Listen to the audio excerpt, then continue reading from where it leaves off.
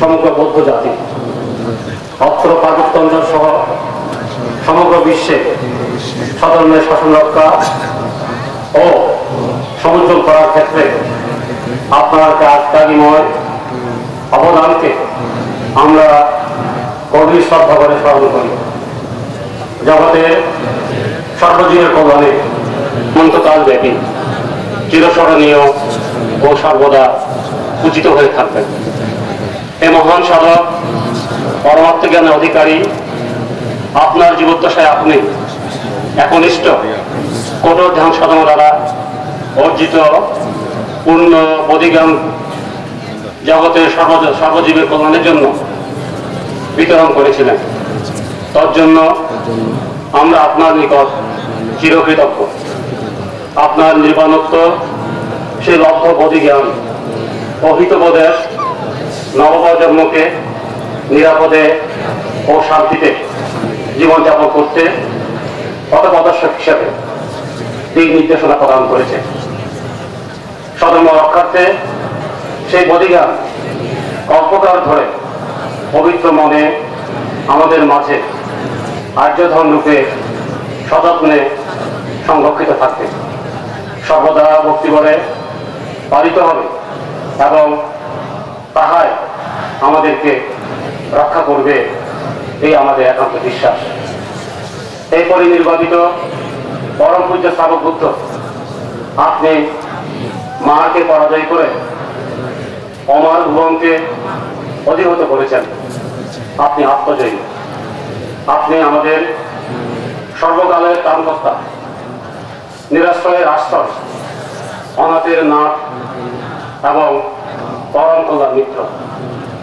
জগতের সর্বজীবের কল্যাণের জন্য অবিদ্যা মিথ্যা দৃষ্টি দূরীভূত হয়ে সম্যক দৃষ্টি ও কুশল কর্মের প্রভাবে পরস্পরের মধ্যে মৈত্রী বন্ধন গড়ে উঠুক এবং আপনার পরিনির্বাণোত্তর সমগ্র জগতে নবপ্রজন্ম যাতে সম্প্রীতি ও শান্তিময় জীবন অতিবাহিত করতে সক্ষম হয় এবং অন্তিমে সকলের মধ্যে নির্বাণ লাভের হেতু উৎপন্ন হোক।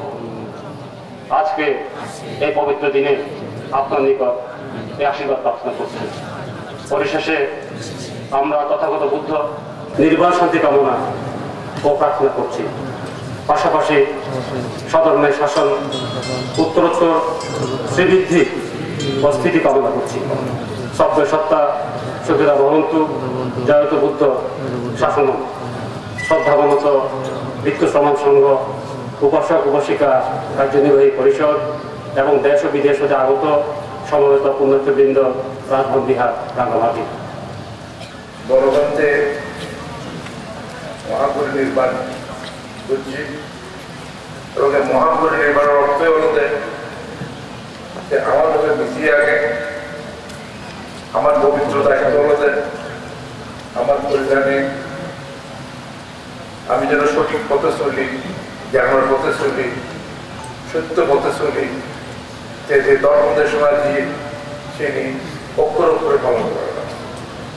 আমি যদি ব্যাক করে অক্ষরে অক্ষরে যে পালন করি তাহলে আমি আমার সধর্ম পূজনীয় গণতন্ত্রে জন্মদার যে জায়গার মধ্যে জন্মগ্রহণ করছি সিয়ত তৃতীয় স্তম্ভ তৈরির কাম শুরু করা হই, কিন্তু যে কোনো অনিবার্য কারণে খামার বন্ধ হয়ে গেল।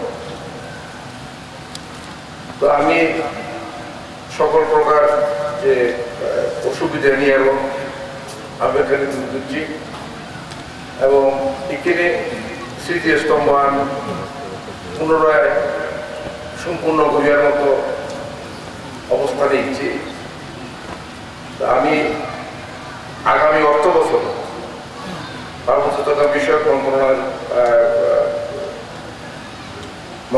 আমি অর্থ বরাদ্দ করিব এবং রাঙ্গামাটি পার্বত্য জেলা পরিষদের মাধ্যমে এই তৃতীয় স্তম্ভ কাম আমি সম্পূর্ণ করিব। আমি তোমার সুখে থাকবো। আবারও